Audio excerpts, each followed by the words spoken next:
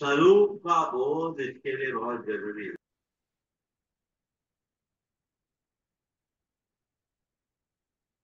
प्रणाम आंटी, सभी बड़ों को सादर जय।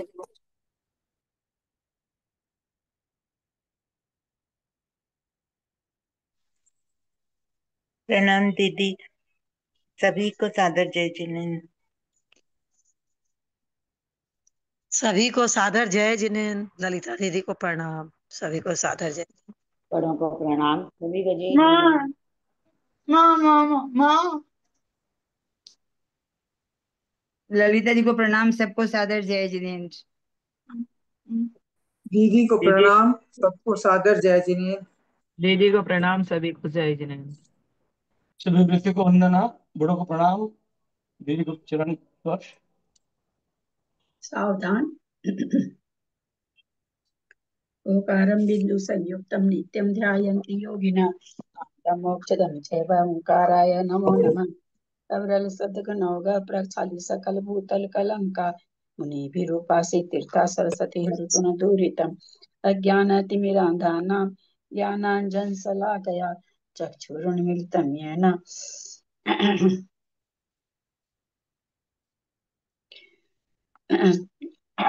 चक्षुरुन्मीलितं येन ओकारं बिंदु संयुक्तं नित्यं ध्यायन्ति योगिनः कामदं मोक्षितं चैव।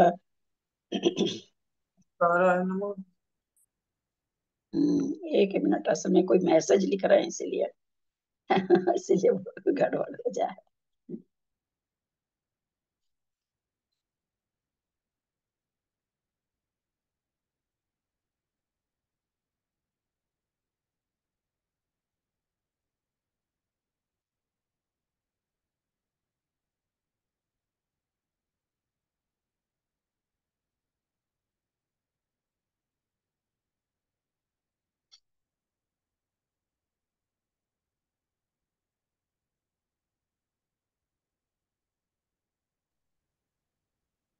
गुप्ता भाई जय जिनेन्द्र, सभी को जय।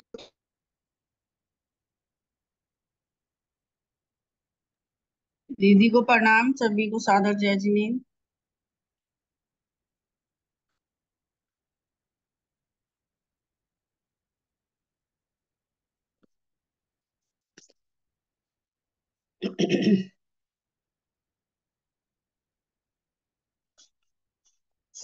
ओकारं बिंदु संयुक्तं नित्यं ध्यायन्ति योगिनः कामदं मोक्षदं चैव ओंकाराय नमो नमः।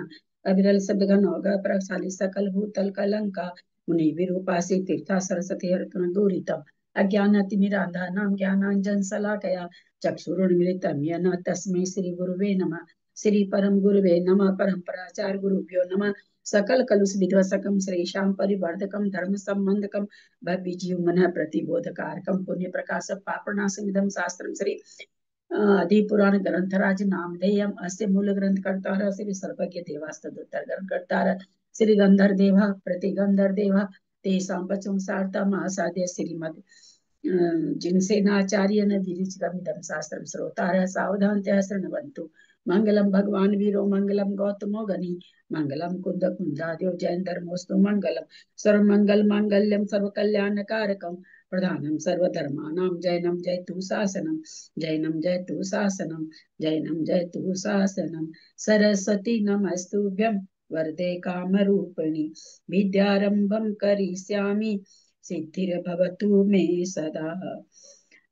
बादशाह जिनवानी माता की जय। परम मांगलिक ग्रंथ आदि पुराण ग्रंथ राज की जय। जिनसे आचार्य की जय। पन्नालाल जी साहित्यकार की जय। अनायुक्त में विराजमान सभी आचार्य उपाध्याय सर्व साधु के चरणों में नमोस्तु नमोस्तु नमोस्तु। सभी यारिका माता जी के चरणों में बंदामी बंदामी बंदामी। सभी छुल्लक छुलिका एलक के चरणों में इच्छा में इच्छा में इच्छा में। सभी प्रतिमाधारी के चरणों में ग्रुप में विराजमान प्रतिमाधारी के चरणों में वंदना वंदना वंदना।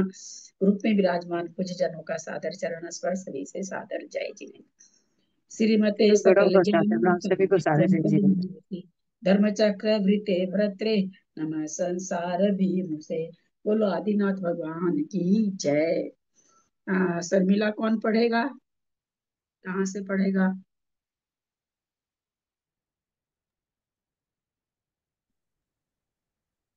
दीदी प्रणाम। कौन सा सर के चल रहा है दीदी? वो शर्मिला ही बताई कि भाई मेरा तो असल में मेरे पास ग्रंथ नहीं है ना, तो मेरा तो लैपटॉप इधर उधर हो जाता है, नहीं आई है क्या? 15वां ठीक है दीदी। Page number 331।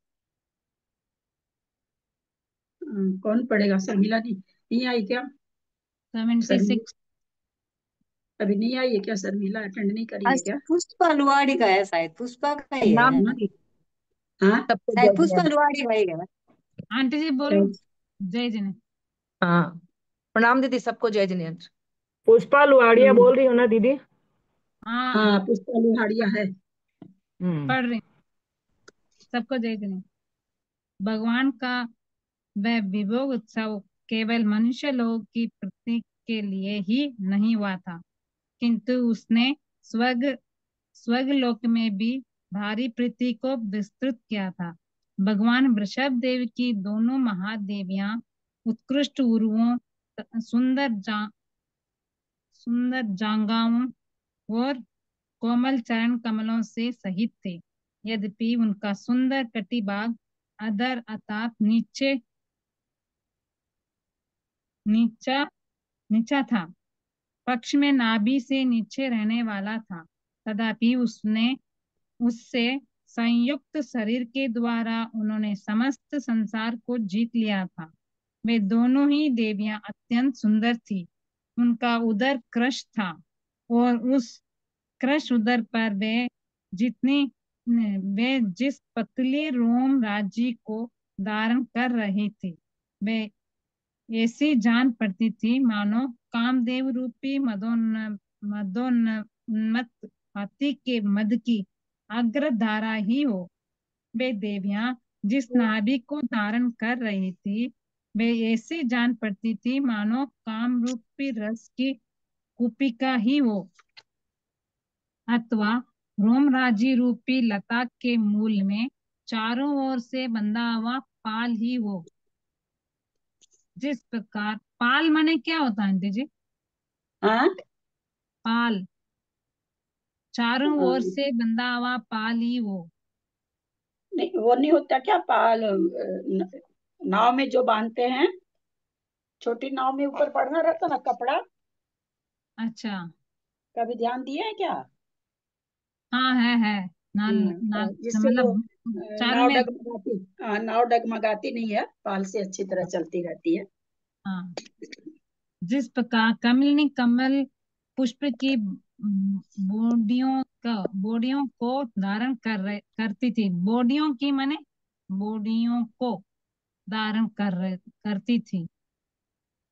कमलिनी कमल पुष्प की बॉडियों को जो कमलिनी थी, बॉडियों माने उन कमल पुष्प का आकार, उसका शरीर, बॉडी माने बॉडी, वही होना चाहिए अच्छा, बॉडियों को। और देखती हूँ बॉडियों माने और कुछ होता है क्या? क्योंकि बॉडी तो अगर बोलेंगे तब तो वो इंग्लिश शब्द हो गया, इंग्लिश शब्द तो होना नहीं चाहिए। मैं देखती हाँ, हूँ एक बार, आप आगे पढ़ो। बोडियों को धारण करती है, उसी प्रकार वे देवियां स्तन रूपी कमल की बोडियों को धारण कर रही थी। कमलिनियों के कमल जिस प्रकार एक नाल से सहित होते हैं, उसी प्रकार उनके स्तन रूपी कमल भी रोम राज्य रूपी एक नाल से सहित थे। और कमलों पर जिस प्रकार भोरे बैठते हैं, उसी प्रकार उनके स्तन रूपी कमलों पर भी चूचुक रूपी भोरे बैठे हुए थे। चूचुक माने क्या होता है? चूचुक रूपी भोरे। स्तन रूपी कमल में रोम राज्य नाल से सहित एक कमल, जो बच्चा दूध पीता है जिससे, उसको चुचुक कहते हैं हिंदी में, उसी के लिए अच्छा, है। चुचुक रूपी भोरे बैठे हुए थे। इस प्रकार वे दोनों ही देवियां ठीक कमलिनियों के समान सुशोभित हो रही थी।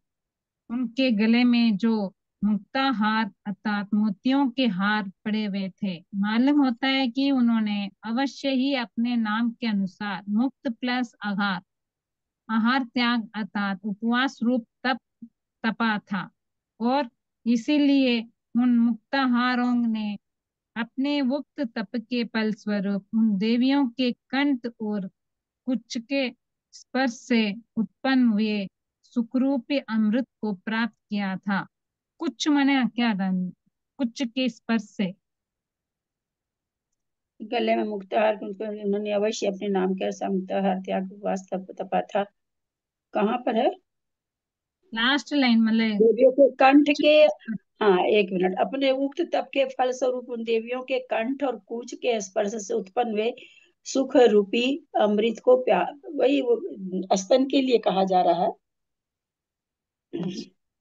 गले में पड़े हुए कावली अर्थात एक लड़के हार से वे दोनों ऐसे शोभेमान हो रही थी मानो किसी सखी के संबंध से ही शोभेमान हो रही हो, क्योंकि जिस प्रकार सखी स्तनों के समीपवर्ती भाग का स्पर्श करती है उसी प्रकार वह एकावली भी उनके स्तनों के समीपवर्ती भाग का स्पर्श कर रही थी।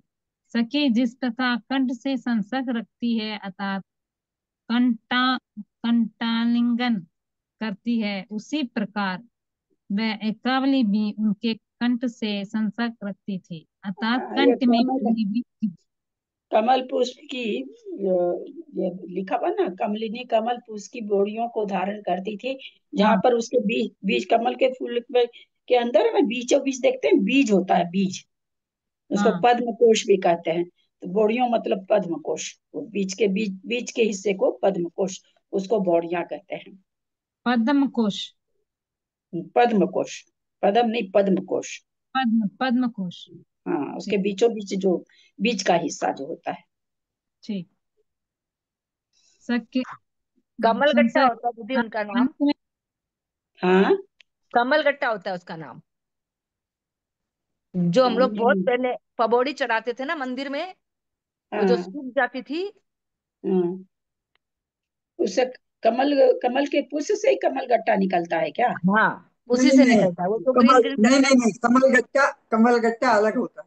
नहीं उसका उसी से निकलता है दीदी। होता है हमारे अभी गुवाहाटी में हम इतने लोग बड़े बड़े बोलते गोल थे गोल आते हैं उनमें निकलता है कमल एक गट्टा। मिनट, 3 लोग बोल रहे हैं, कुछ नहीं समझ में आ रहा है। निशा जी आप बोलिए। दीदी कमल गट्टे तो इतने बड़े बड़े आते हैं, वो कच्चे भी खाए जाते हैं उनमें से निकाल के। कमल गट्टे में भी लगे होते हैं, ये मुझे नहीं पता कहाँ लगे होते हैं, लेकिन मेरा भी पुष्प ये में देखा नहीं था। होते, हाँ, पुष्प में क्योंकि नहीं वो होते वो। कमल गट्टे कमल में से नहीं निकलना चाहिए, वो बड़ा सा वो मेरी समझ में, फिर पता नहीं है। मैं कमल के मतलब दीदी कमल के एक फूल से उसमें ही काफी निकलता है। अभी सारे कमल पावापुरी गट्टे गए होते थे हैं। ना, पावापुरी हाँ, गए थे ना, वहां पे कमल के फूल में से कमल गट्टे निकाले थे हम लोगों ने। अच्छा फूल हाँ थे। पावापुरी गए थे ना, तो वहां के कमल के फूल लिए थे। फिर इतने बड़े बड़े वो निशा जी बोल रहे हैं वो सही है, इतने बड़े बड़े वो निकलते हैं उसमें से, एक एक कमल गट्टे बीज मतलब कमल गट्टे निकलते हैं उसमें से वो। हाँ वो कच्चे भी खाए जाते हैं। हाँ कच्चे भी खाते हैं, सुखा के वो कमल गट्टा बन छील के जाता है। खाए जाते हैं। तो कमल में से निकलता है क्या? हाँ कमल हाँ के बस फूल से ही ये निकलता मुझे है। नहीं पता था, कमल के फूल में से ही निकलता है। हाँ तो क्या ना, जो ये कमल के फूल में से निकलता है उसको सुखा के वो जो सामग्री में चढ़ते हैं वो, और उसी को फिर भून के ना वो मखाना बनता है। दाल उसी का मखाना बन जाता है। बन जाए। उससे दाल पूछ के मखाना, हाँ हाँ दाल मखाना All उसी का ही one बनता है, more. उसी का ही बनता है उसी का दीदी। बनता है मखाना। No. One कैसे more. बोल? Don't तो पर sit ये tight. तो जब खाने की चीज हो ही गई तो निषेध क्यों किया गया मंदिर में? अब कमल गट्टे को इसको चढ़ाने काला काला है काला इसलिए। सुनो रंग बोल के। पहले चढ़ाते थे, You आप should sit आजकल नहीं tight. चढ़ाते, तो पहले लौंग भी चढ़ाते तो थे। काली होती One है ना, boy. काला रंग से थोड़ी Don't होता sit है। tight. एक बात क्या बोल रहे हैं आप लोग कि कैसे कमल बोल रही गट्टे हो? से ताल मखाना की उपज तो अलग होती है। नहीं से वो सेकने से ताल मखाने बन जाते दीदी। आज ही मेरे पास वीडियो आया था ताल मखाना, कमल गट्टे से ताल मखाना हाँ कैसे बनता है, उसका वीडियो भेजूंगी मैं आपको। कमल गट्टे से ही बनता है कभी और सर काफी आते हैं मेहनत से तो बनता है मखाना, हाँ काफी मेहनत आते हैं से तो बनता मेरे साथ बहुत दूसरे पता नहीं क्या पहली बार इसी का फ्रेंड करते आवाज हैं। आ रहा है। तो एक बच्चा हम लोग ऑफेंडेड ने ही रहता है टीवी मुझसे। चालू कर रखी है, वो अपने को म्यूट कर ले, एकदम गला में दर्द हो जाता है यार, ऐसे गजब लोग परवीन मेहता जी म्यूट हो जाइए, परवीन मेहता जी म्यूट हो जाइए। कितना हम लोग का क्षयोग समय भाई, हम लोग 4 चीज एक साथ कर लेते हैं, परिवार से बात भी कर लेते हैं, दूध भी चढ़ा लेते हैं, महाराज जी को भी सुन लेते हैं, आदि पुराण भी सुन लेते हैं। कितना हम लोग का क्षयोग समय है। बाप रे, यहाँ हमारे से तो एक चीज ही नहीं होती, हम तो वहां के बेवकूफ आप लोग के सामने। भे भे भे भे चला देते हैं। बाप रे बाप, कितनी जोर चलाते हैं। घर में भी इतनी जोर टीवी थोड़ी बर्दाश्त होती, जितनी जोर आप लोग ग्रुप में चला के बैठ जाते हैं। दीदी अरे ये जो जैसे ताम का खाना आ रहा है, तुम लोग के हिसाब से ये कमल गट्टा से ही बन रहा है?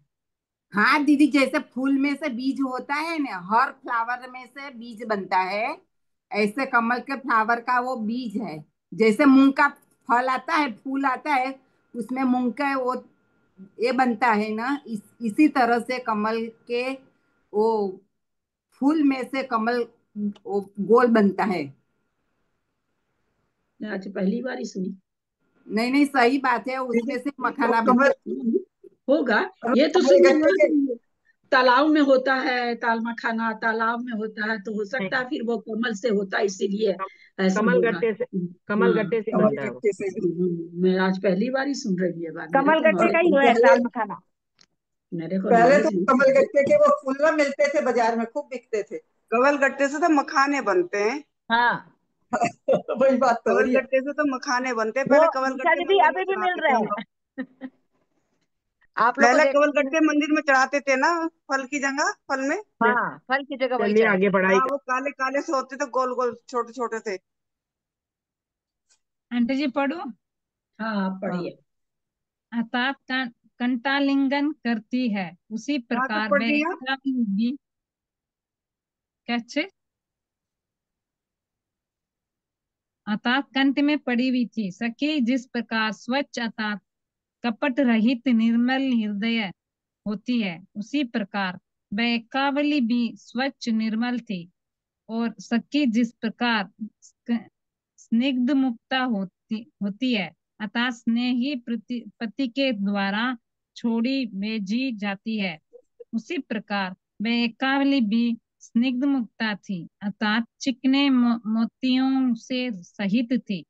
वे देवियां अपने स्तनों के बीच में लटकते हुए जिस नक्षत्र माला अर्थात 27 मोतियों के हार को धारण की हुई थी, वह अपनी किरणों से ऐसे मालूम होता था मानो स्तनों के स्पर्श कर आनंद से हंस ही रहा हो।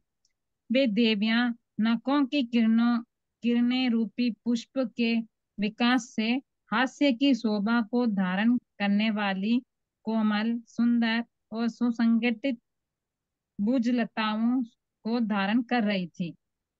उन दोनों के मुख रूपी चंद्रमा भारी कांति को धारण कर रहे थे। वे अपने सुंदर मंद हास्य की किरणों के द्वारा चांदनी की शोभा बढ़ा रहे थे और देखने में संसार को बहुत ही सुंदर जान पड़ते थे। उत्तम बरौनी और चिकनी अथवा स्नेह युक्त तारों से सहित उनके नेत्र ऐसे सुशोभित हो रहे थे मानो जिसके केश पर भ्रमर आ लगे हैं, ऐसे फूले वे कमल ही हो। आंटी जी, बरौनी माने क्या होता है? उत्तम जो बरौनी घाव घाव जो आप लोग बनवाते हैं जाके, क्या चीज? आँख के ऊपर भौएं होती है ना, आई ब्रो, अच्छा उससे आई अच्छा, ब्रो। बनाते हैं। ठीक। सुंदर बोरे वाली उन देवियों के दोनों बोहें नामकरण के द्वारा इतनी सुंदर बनी थी कि कामदेव की धनुष लता भी उनकी बराबरी नहीं कर सकती थी। उन महादेवियों के कान नील कमल रूपी कर्ण भूषणों से ऐसा शोभा धारण कर रहे थे मानो नेत्र रूपी कमलों की अतिशय लंबाई को परस्पर में नापना ही चाहते थे।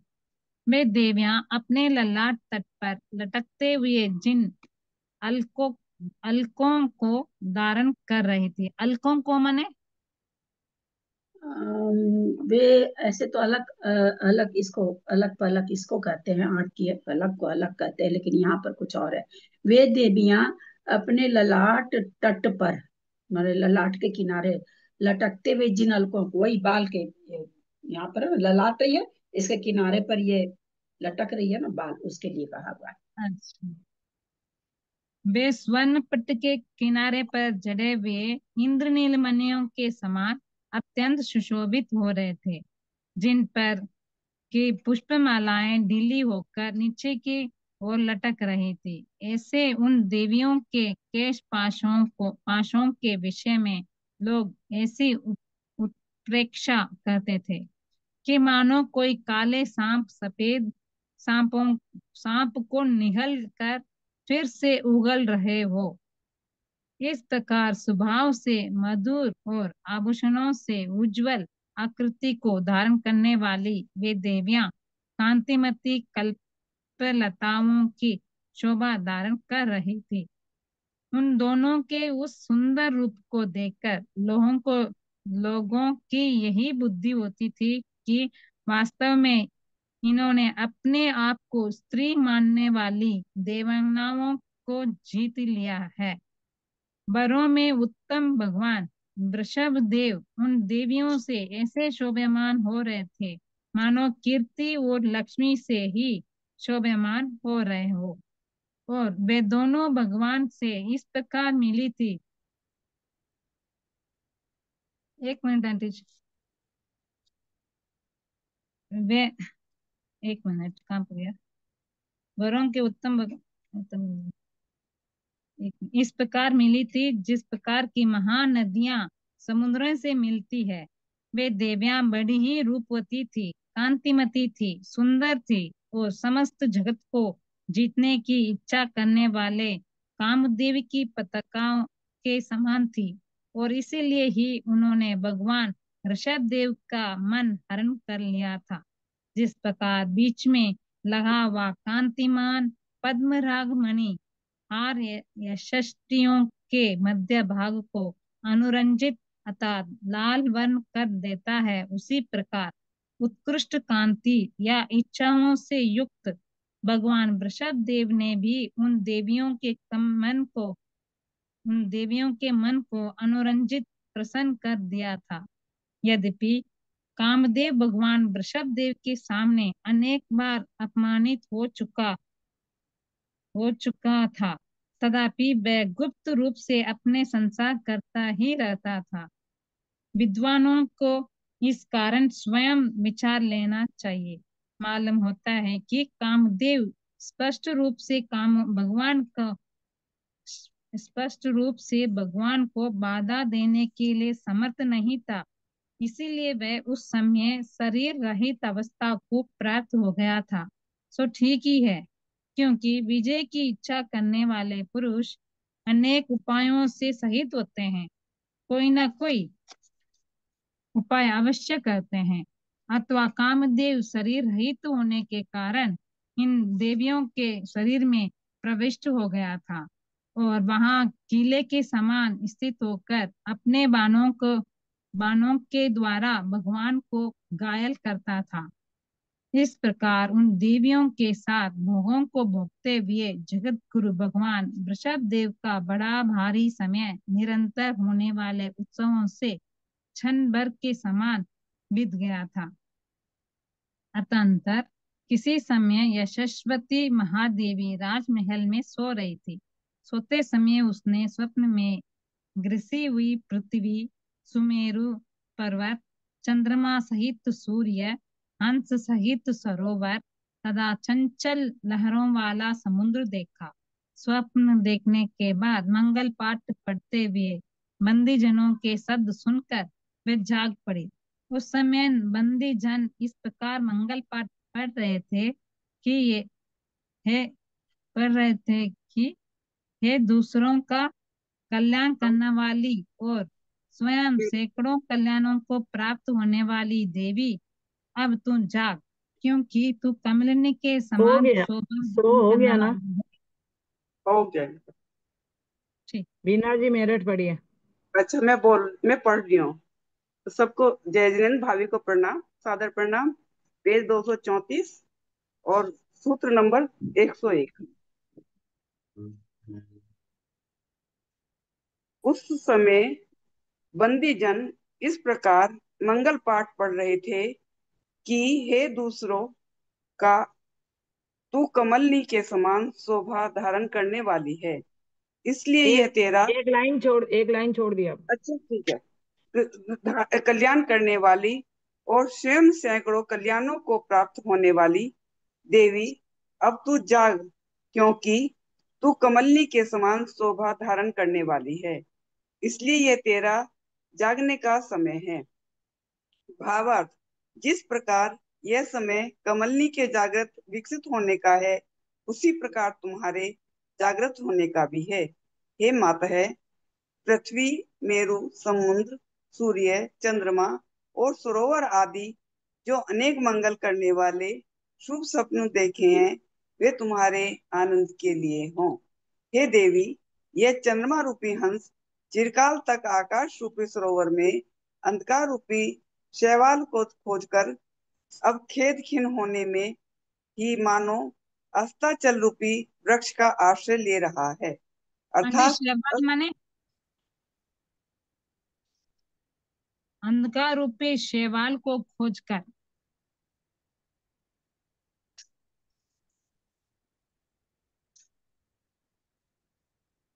आंटी जी, शैवाल माने क्या होता है? शैवाल को खोजकर।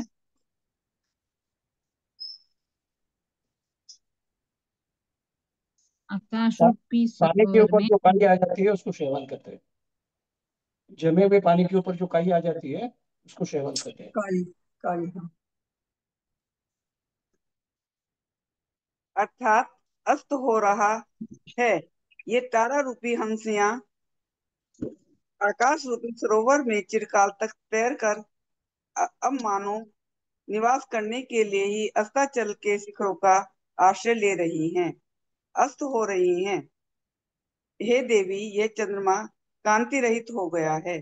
ऐसा मालूम होता है कि रात्रि के समय चक्रव्यूह ने निद्रा के कारण लाल वर्ण हुए नेत्रों में उनके ईर्ष्या के साथ देखा है, इसलिए मानो उनकी दृष्टि में दोष से दूषित होने होकर यह कांति रहित हो गया है। हे देवी, अब यह रात्रि भी अपने नक्षत्र रूपी धन को चांदनी रूपी वस्त्र में लपेटकर भागी जा रही है। ऐसा मालूम होता है मानो वह आगे गए हुए बीते हुए प्रहरों के पीछे ही जागना चाहती हो। इस ओर यह चंद्रमा अस्त हो रहा है और इस ओर सूर्य का उदय हो रहा है। ऐसा जान पड़ता है मानो ये समुद्र की विचित्रता का उपदेश देने के लिए ही उद्यत हुए हो। हे देवी, आकाश रूपी समुद्र में मोतियों के समान शोभायमान रहने वाले ये तारे सूर्य रूपी बड़वानल के द्वारा कांति रहित होकर विलीन होते जा रहे हैं। रात भर विरह में व्याकुल हुआ यह चकवा नदी के बालू के टीले पर स्थित होकर रोते रोते ही अपनी प्यारी स्त्री चकवी को ही ढूंढ रहा है। हे सती, इधर यह जवान हंस चोंच में दबाए हुए मृणाल खंड से शरीर को खुजलाता हुआ हंसनी के साथ शयन करना चाहता है।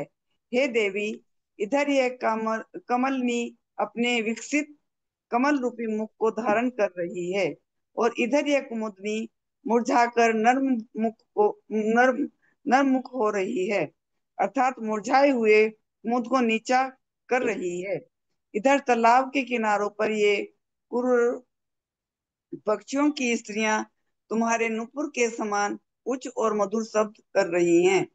इस समय ये पक्षी कोलाहल करते हुए अपने अपने घोंसलों में उड़ रहे हैं और ऐसा जान पड़ता है मानो प्रातः काल का मंगल पाठ ही पढ़ रहे हों।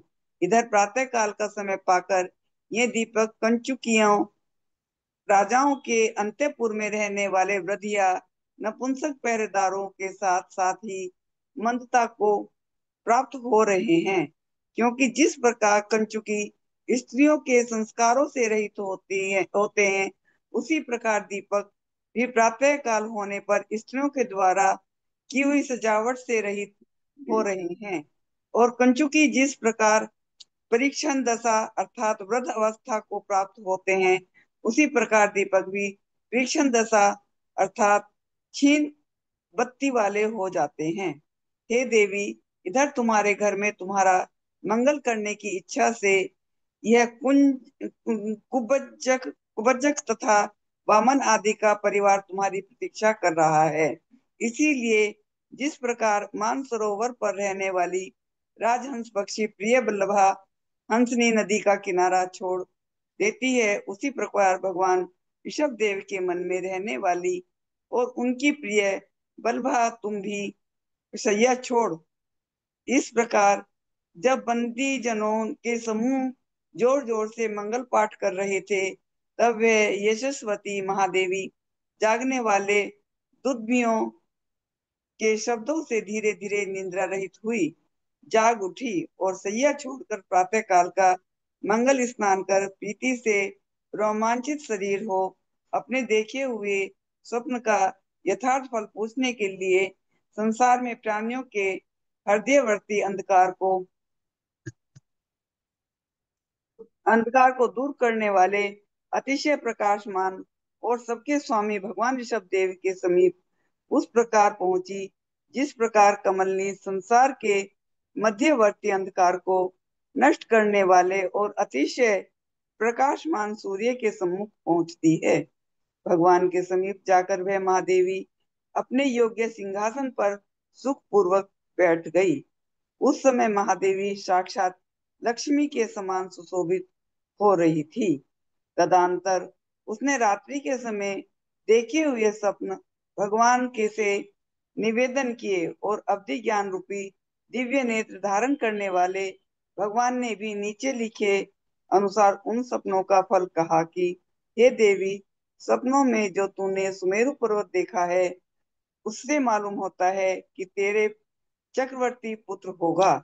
सूर्य के प्रताप को और चंद्रमा उसकी कांति रूपी संपदा को सूचित कर रहा है। हे कमल नयन के सरोवर में देखने से तेरा पुत्र अनेक पवित्र लक्षणों से चिन्हित शरीर होकर अपने विस्तृत वक्षस्थल पर कमल वासिनी लक्ष्मी को धारण करने वाला होगा। हे देवी, पृथ्वी का ग्रास जाना देखने से मालूम होता है कि तुम्हारा यह पुत्र चक्रवर्ती होकर समुद्र रूपी वस्त्र को धारण करने वाले समस्त पृथ्वी का पालन करेगा। हे समुद्र देखने से प्रकट होता है और समुद्र देखने से प्रकट होता है कि वह चरम शरीरी होकर संसार रूपी समुद्र को पार करने वाला होगा। इसके सिवाय इक्ष्वाकु वंश को आनंद देने वाला वह पुत्र तेरे 100 पुत्रों से सबसे श्रेष्ठ पुत्र होगा। इस प्रकार पति के वचन हो सुनकर गया ना 125 से भी। हाँ हो गया। ये मैं पूरा पैरा कर दूं क्या? इस प्रकार 125 हो गया तो बस छोड़ दीजिए। हाँ, मेरा 125 हो गया। हाँ, सरला पाटनी शायद नहीं है, हेमा जी।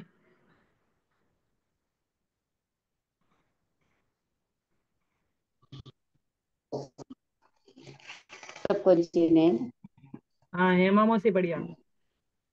हाँ। और समुद्र देखने से प्रकट होता है कि वह चरम शरीरी होकर संसार रूपी समुद्र को पार करने वाला होगा। इसके सिवाय इक्ष्वाकु वंश को आनंद देने वाला वह पुत्र तेरे 100 पुत्रों में सबसे ज्येष्ठ पुत्र होगा।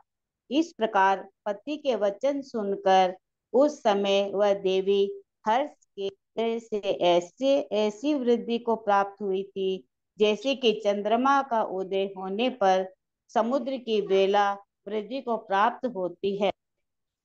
तदंतर राजा अतिग्रह का जीरो पहले व्याघ्र था, फिर देव हुआ, फिर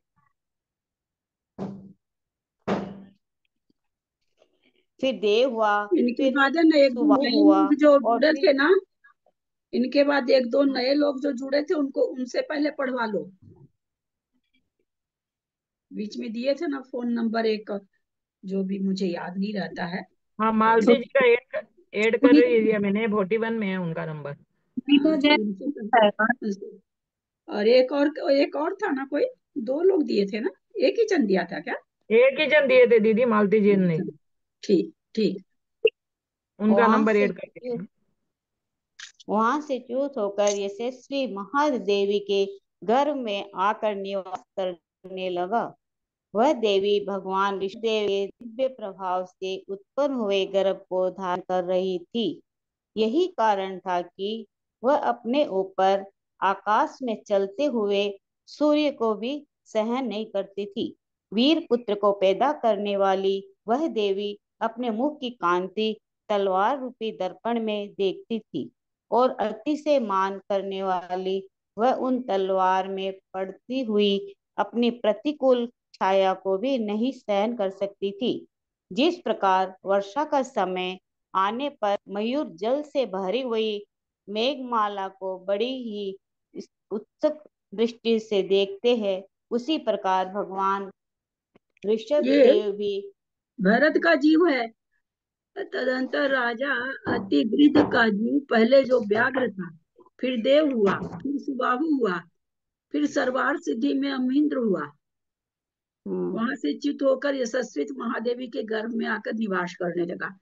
वह हमारे पहले राजा, फिर सिंह बना, फिर देव बना, सिंह के बाद सिंह के पर्याय से तुरंत देव बन गया। अच्छा, फिर सुबाहु हुआ, फिर सर्वार सिद्धि में। इनका अगर आगे बताएंगे तो समझ में आएगा कि व्याघ्र से देव कैसे हो गया। कुछ ना कुछ है। चलिए पढ़िए। वह यशस्वती देवी जिसके गर्भ में रत्न भरे हुए ऐसी भूमि के समान, जिसके मध्य में फल लगे हुए हैं अभी ऐसी इसने बेल जो के है ना समान। वहाँ पे 8 दिन का व्रत किया था। हाँ? जब ये शेर की पर्याय में थे, ये वन में हाँ। थे, किसी पर्वत के ऊपर थे, तो इन्हें किसने संबोधा था? तो इन्हें 8 दिन के अनुव्रत लेके व्रत धारण किया था। ये तो और रहे कि कुछ हुआ है उसके परिणाम इन्होंने में। किया था, मुझे अब ध्यान नहीं आ रहा, मैंने पढ़ी थी इसकी पूरी कहानी। फिर उसके बाद में इसीलिए ये देव हुए थे। इसीलिए तो समझ में आ ही गया, व्याघ्र के बाद देव हो रहा है, इसका मतलब कुछ ना कुछ हुआ है। यही इन्होंने तो मैं कहूँ अनुव्रत कि धारण जिंदगी में करके कुछ 8 ना दिन कुछ का आगे। उपवास किया था, या 3 दिन का, 5 दिन का, कुछ ऐसे किया था उपवास भरत की पर्याय में, विष्णुदेव की शेर की हाँ हाँ, तभी हुआ है। नहीं तो व्याघ्र तो बहुत ही मतलब खराब पर्याय समझी जाती, इसका मतलब उसने कुछ किया है। हाँ चलिए। अथवा जिसके मध्य में सूर्य रूपी तेज छिपा हुआ है, ऐसी पूर्व दिशांक दिशांक के समान अत्यंत शोभा को प्राप्त हो रही थी। वह रत्न खचित पृथ्वी पर हंसी की तरह नवपुरों के उदार शब्दों से मनोहर शब्द करती हुई मंद मंद गमन करती थी। मणियों से जड़ी हुई जमीन पर स्थिरता पूर्वक पैर रख मंद गति से चलती हुई वह यशस्वती ऐसी जान पड़ती थी मानो पृथ्वी हमारे ही भोग के लिए है, ऐसा मानकर उस पर मुहर लगाती जाती थी।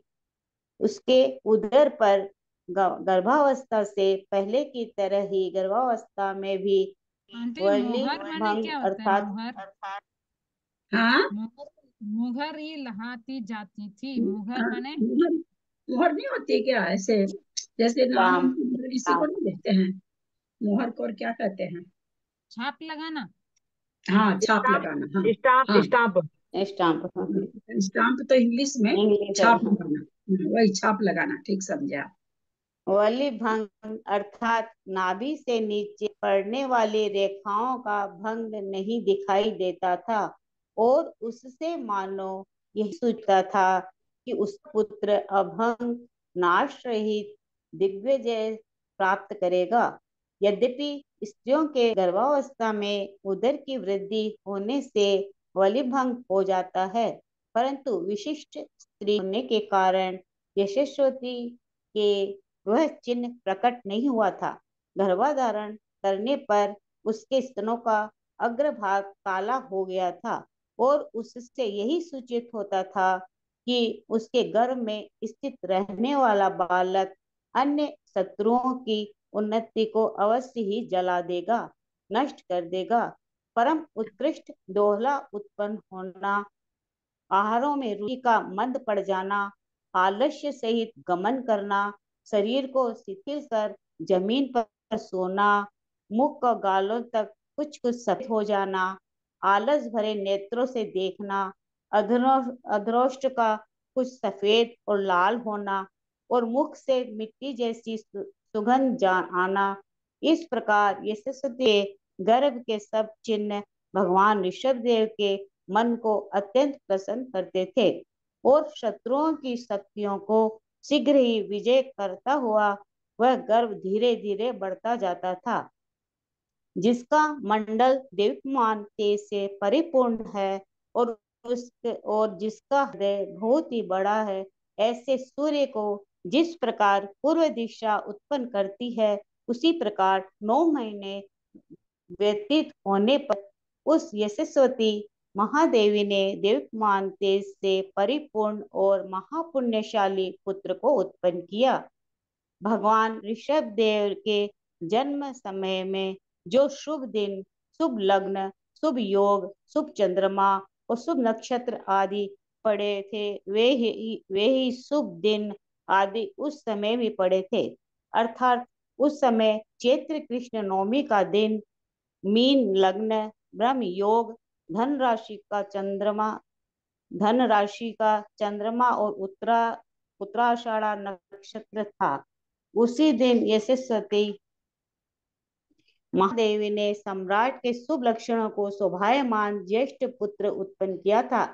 वह पुत्र अपनी दोनों भुजाओं से पृथ्वी का उत्पन्न हुआ, इसलिए निमित्त ज्ञानियों ने कहा था कि वह समस्त पृथ्वी का अधिपति अर्थात चक्रवर्ती होगा।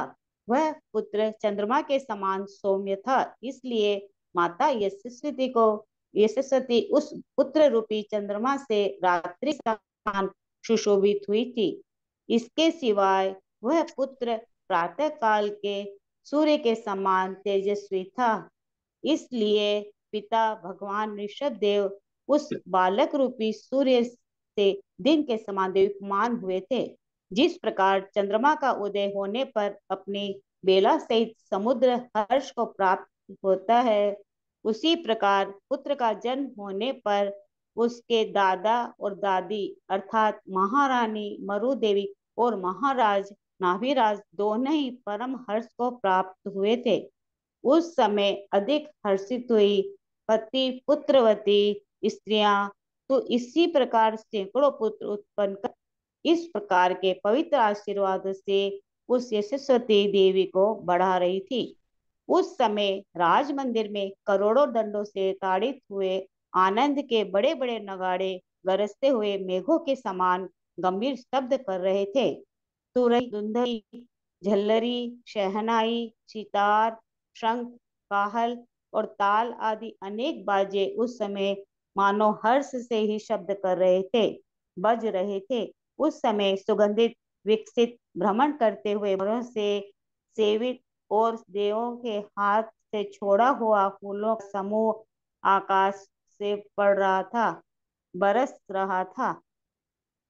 कल्प वृक्ष पुष्पों के भारी पराग से भरा हुआ, धूलि को दूर करने वाला और जल के छींटों से शीतल हुआ सुकोमल वायु मंद मंद बह रहा था।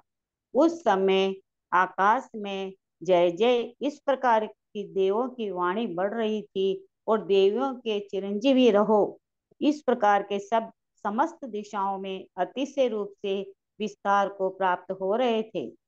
जिन्होंने अपने सौंदर्य हो से गया, अप्सराओं 50 हो गया। हाँ हाँ जय जय अंजना जी पढ़े।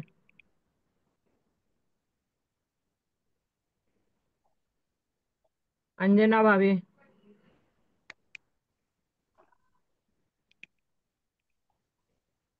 आ जाए नहीं है क्या? आवाज तो नहीं आ रही है तो बोल तो तुरंत जाते हैं, दिख तो नहीं रही, नहीं दिख नहीं रहा। आया, नहीं आया आज। सुनीता जी नाथ द्वारा पढ़े। जी जय जिनेन्द्र। 151 श्लोक से, जिन्होंने अपने सौंदर्य से अप्सराओं को जीत लिया है और जिन्होंने अपनी नृत्य कला से देवों की नर्तकियों को अनायास ही पराजित कर दिया है, ऐसी नृत्य करने वाली स्त्रियां बढ़ते हुए ताल के साथ नृत्य तथा संगीत प्रारंभ कर रही थी। उस समय चंदन के जल से सींची गई नगर की गलियां ऐसी सुशोभित हो रही थी मानो अपनी सजावट के द्वारा स्वर्ग की शोभा की हंसी ही कर रही हों। उस समय आकाश में इंद्रधनुष और बिजली रूपी लता की सुंदरता को धारण करते हुए रत्न निर्मित तोरणों को सुंदर रचनाएं घर घर शोभायमान हो रही थी। जहां रत्नों के चूर्ण से अनेक प्रकार के बेल बूटों की रचना की गई है, ऐसी भूमि पर बड़े बड़े उदर वाले अनेक सुवर्ण कलश रखे हुए थे। उन कलशों के मुख सुवर्ण कमलों से ढके हुए थे, इसलिए वे बहुत ही शोभायमान हो रहे थे। जिस प्रकार समुद्र की वृद्धि होने से उसके किनारे की नदी भी वृद्धि को प्राप्त हो जाती है, उसी प्रकार राजा के घर उत्सव होने से वह समस्त अयोध्या नगरी उत्सव से सहित हो रही थी। उस समय भगवान ऋषभदेव हाथी समुद्र के जल के समान भारी दान की धारा अर्थात सुवर्ण आदि वस्तुओं में दान की परंपरा पक्ष में मद जल की धारा बरसा रहे थे, इसलिए वहां कोई भी दरिद्र नहीं रहा था। इस प्रकार अंतःपुर सहित समस्त नगर में परम आनंद को उत्पन्न करता हुआ वह बालक रूपी चंद्रमा भगवान ऋषभ देव रूपी उदयाचल से उदय हुआ था। उस समय प्रेम से भरे हुए बंधुओं के समूह ने बड़े भारी हर्ष से समस्त भरत क्षेत्र के अधिपति होने वाले उस पुत्र को भरत इस नाम से पुकारा था। इतिहास के जानने वालों का कहना है कि जहाँ अनेक आर्य पुरुष रहते हैं, ऐसा वह हिम्मत पर्वत से लेकर समुद्र पर्यंत चक्रवर्तियों का क्षेत्र उसी भरत पुत्र के नाम के कारण भारतवर्ष रूप से प्रसिद्ध हुआ है। वह बालक रूपी चंद्रमा भाई बंधु रूपी कुमुदों के समूह में आनंद को बढ़ाता हुआ और शत्रुओं के कुल रूपी अंधकार को नष्ट करता हुआ बढ़ रहा था।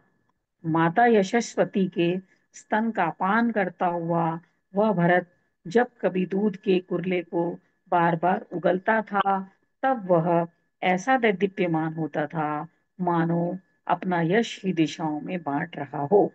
वह बालक मंद मुस्कान, मनोहर हास, मणिमयी भूमि पर चलता और अव्यक्त मधुर भाषण आदि लीलाओं से माता पिता के परम हर्ष को उत्पन्न करता था। जैसे जैसे वह बालक बढ़ता जाता था, वैसे वैसे ही उसके साथ साथ उत्पन्न हुए स्वाभाविक गुण भी बढ़ते जाते थे। ऐसा मालूम होता था मानो वे गुण उसकी सुंदरता पर मोहित होने के कारण ही उसके साथ साथ बढ़ रहे थे। विधि को जानने वाले भगवान ऋषभदेव ने अनुक्रम से अपने उस पुत्र के अन्नप्राशन अर्थात पहली बार अन्न खिलाना, चौल अर्थात मुंडन और उपनयन अर्थात यज्ञोपवीत आदि संस्कार स्वयं किए थे। तदनंतर उस भरत ने क्रम क्रम से होने वाली बालक और कुमार अवस्था के बीच के अनेक भेद व्यतीत कर नेत्रों को आनंद देने वाली युवावस्था प्राप्त की। इस भरत का अपने पिता ऋषभदेव के समान ही गमन था, क्योंकि उन्हीं के समान तीनों लोकों का उल्लंघन करने वाला दीप्यमान शरीर था और उन्हीं के समान मंद हास्य था। इस भरत की वाणी कला, विद्या, द्युति, शील और विज्ञान आदि सब कुछ वही थे जो कि उसके पिता भगवान ऋषभदेव के थे।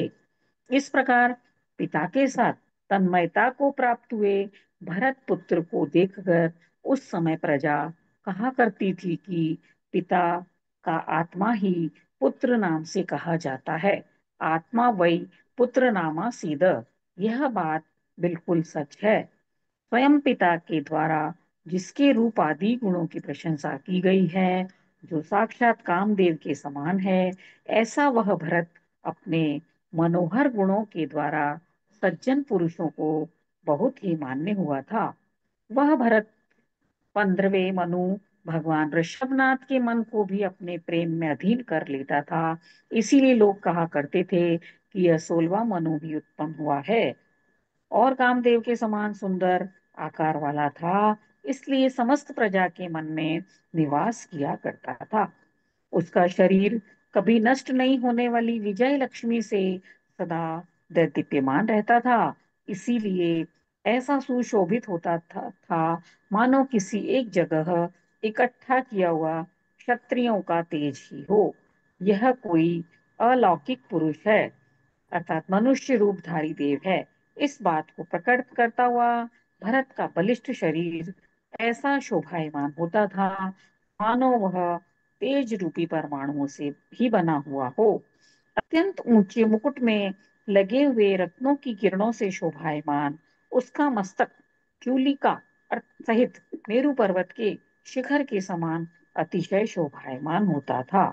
क्रम क्रम से ऊंचा होता हुआ उसका गोल सिर ऐसा अच्छा शोभायमान होता था मानो विधाता ने वक्षस्थल पर रहने वाली लक्ष्मी के लिए छत्र ही बनाया हो। कुछ कुछ टेढ़े, स्निग्ध, काले और एक साथ उत्पन्न हुए केशों से शोभायमान उसका मस्तक ऐसा जान पड़ता था मानो उस पर इंद्र नीलमणि की बनी हुई टोपी ही रखी हुई हो। जय जी ने सभी को 175 तक ही पढ़ना था ना। हाँ हाँ हाँ।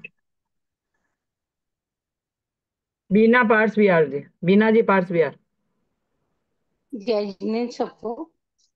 भरत अपने मन, वचन, काय की प्रवृत्ति को बहुत ही सरल रखता था, इसलिए जान पड़ता था कि उसकी कुटिलता उसके भ्रमर के समान काले केशों के अंत भाग में ही में हो जाकर रहने लगी। दांतों की किरणों रूपी के केसर से सहित और सुगंधित श्वासोश्वास के पवन द्वारा भ्रमों का आह्वान करने वाला उसका परिपूर्ण मुकम्मल चंद्रमंडल की शोभा धारण कर रहा था, क्योंकि जिस प्रकार पूर्ण चंद्र मंडल के देखने से सुख होता है, उसका मुख भी सब कुछ अपना होता था। वीडियो ऑफ कर जिस लीजिए, आवाज प्रकार नहीं आ पूर्ण रही। चंद्रमंडल अखंड गोलाई से सहित होता है, सही था, और जिस प्रकार पूर्ण चंद्र उसी प्रकार उसका मुख भी अखंड कांति से युक्त था। चारों ओर दांतों की किरणें रूपी चांदनी को फैलाता आपकी आवाज हुआ नहीं आ रही उसका मुख दीदी, रूपी अच्छे चंद्र। से। आवाज नहीं आ रही? आपकी आवाज वीडियो कट ऑफ कर कट के आ रही लीजिए। है, नहीं आ रही है। वीडियो बंद कर वीडियो लीजिए ना, वीडियो बंद कर लेंगे, अपना वीडियो बंद कर लेंगे तो साफ आएगी आवाज। थोड़ा धीरे पढ़िए, बहुत धीरे नहीं तेज पड़िए, पढ़िए। अपना आप वीडियो बंद कर लीजिए भाभी। मैंने बंद कर दी। हाँ। चारों ओर दांतों की किरणों रूपी चांदनी को फैलाता हुआ उसका मुख रूपी चंद्रमा करण भूषण की देदीप्यमान किरणों के गोल परिमंडल से बहुत ही शोभायमान होता था। सूर्य में दीप्ति, चंद्रमा में कांति और कमल में विकास, इस प्रकार ये सब गुण अलग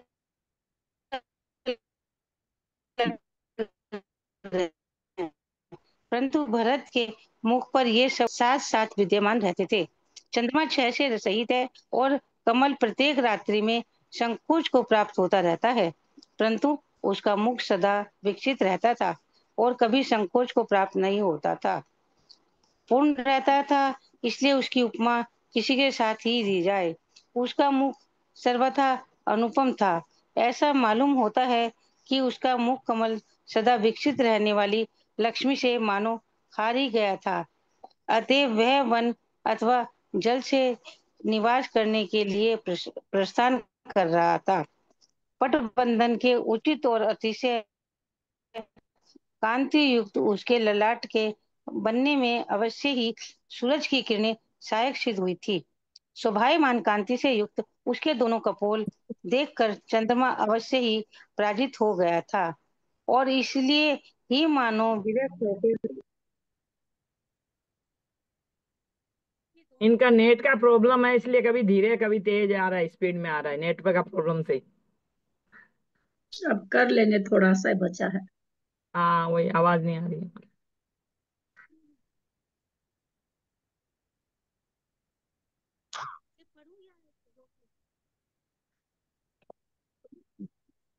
दीदी पढ़ूं आगे रोकूं? पढ़िए। हेलो। हाँ हाँ, पढ़ लीजिए। शोभायमान कांति से युक्त उसके दोनों कपोल देखकर चंद्रमा अवश्य ही पराजित हो गया था, और इसलिए ही मानो विरक्त होकर यह संकलंक अवस्था को प्राप्त हुआ था। उसकी दोनों भुवन रूपी सुंदर लताएं ऐसी अच्छी शोभा धारण कर रही थी, मानो जगत को जीतने के समय कामदेव के द्वारा फहराई हुई दो पताकाएं ही हों।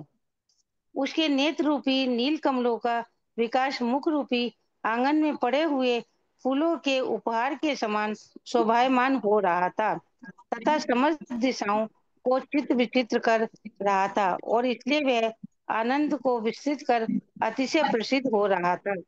उसके चंचल कटाक्षों का आभा ने कर्म क्रिया से युक्त पक्ष में उत्तम उत्तम शास्त्रों के ज्ञान से युक्त 5-6 लोगों का खुला हुआ भी है, एक और म्यूट कर लेना सबको, तो थोड़ा सा आवाज शायद इनकी ठीक आ जाएगी। उसके दोनों कानों का उल्लंघन कर दिया था। सो ठीक ही है, चंचल अथवा तृष्णा हृदय वाले प्राय किसका उल्लंघन नहीं करते, अर्थात सभी का उल्लंघन करते हैं। कामदेव के बाणों के समान उसके अर्ध नेत्रों कटाक्षों के अवलोकन से हृदय में घायल हुई स्त्रियां शीघ्र ही अतिशय रक्त रक्त हो जाती थी। भावार्थ, जिस प्रकार बाण से घायल हुई स्त्रियां अतिशय रक्त अर्थात अत्यंत खून से लाल लाल हो जाती हैं, उसी प्रकार उसके आधे खुले हुए नेत्रों से अवलोकन से घायल हुई स्त्रियां अतिशय रक्त अर्थात अत्यंत आसक्त हो जाती थी। वह गालों के समीप भाग तक लटकने वाले रतनमयी कुंडलों से जोड़ने से ऐसा शोभायमान होता था, मानो शास्त्र और अर्थ की तुलना का प्रमाण ही करना चाहता हो। कुछ नीचे की ओर झुकी हुई और तोते के की चोंच के समान लाल मंड उसकी सुंदर नाक ऐसी शोभायमान हो रही थी, मानो कामदेव रूपी अग्नि को प्रज्वलित करने के लिए फूकने की नाली ही हो।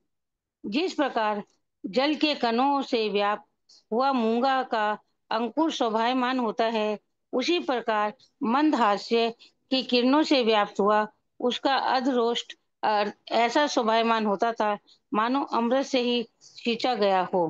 राजकुमार भरत के हार रूपी लता से सुंदर कंठ में कोई अनोखी ही शोभा थी।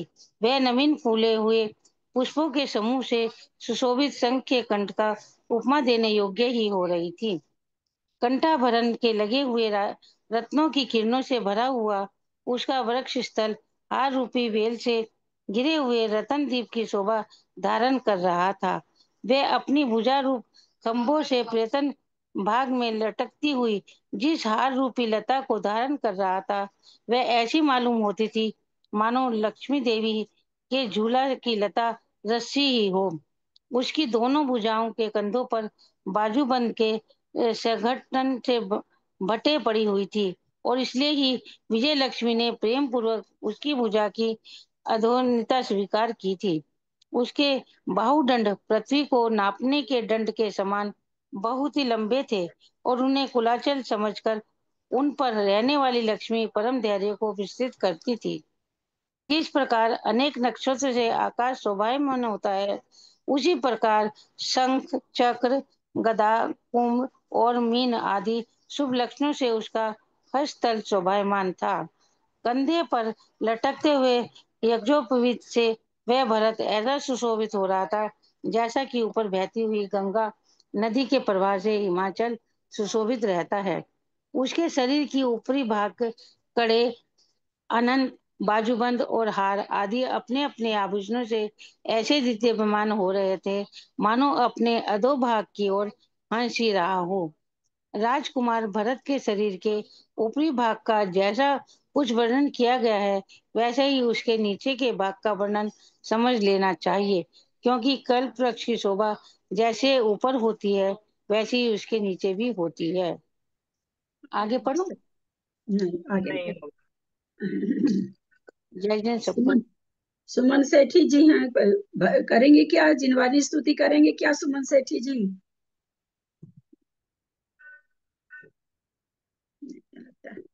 हाँ दीदी, जय जिनेन्द्र, प्रणाम करती हूँ दीदी। मैं रास्ते में हूँ दीदी, बाहर हूँ। ऐसे यदर्थ मात्रा कर लेती हूँ। अच्छा यदर्थ मात्रा पदवाक्यहीनम् मया प्रमादाद् किञ्चिनोक्तम् तन्मे क्षमित्वा विदधातु देवी सरस्वती केवल बोधलब्धिम्। बोधि समाधि परिणाम शुद्धि स्वात्मोपलब्धि शिव सौख्य सिद्धि चिंतामणिं चिंतित वस्तु दाने मनस्य ममास्तु देवी। मानस्य ममास्तु देवी। जावाणी के ज्ञान ते सुझे लोकालोक सोवाणी मस्तक नमो सदा दे धो। हे जिनवाणी भारती तो ही जपू दिन जो तेरा शरणा लहे सो पावे सुख चैन। देव बजोरी हंत को गुरु से वो निर्गंत दया धर्म पालो सदा यही मोक्ष का पंथ। धर्म करत संसार सुख धर्म करत निर्वाण धर्म पंथ साधे बिना नर त्रिंच समान। जो लोग दार्शांग में जिनवाणी माता की जय। आचार्य जिन सेनाचार्य देव की जय। आदि पुराण ग्रंथ राज जी की जय। कायो सरगम करो हम। 9 बार करें।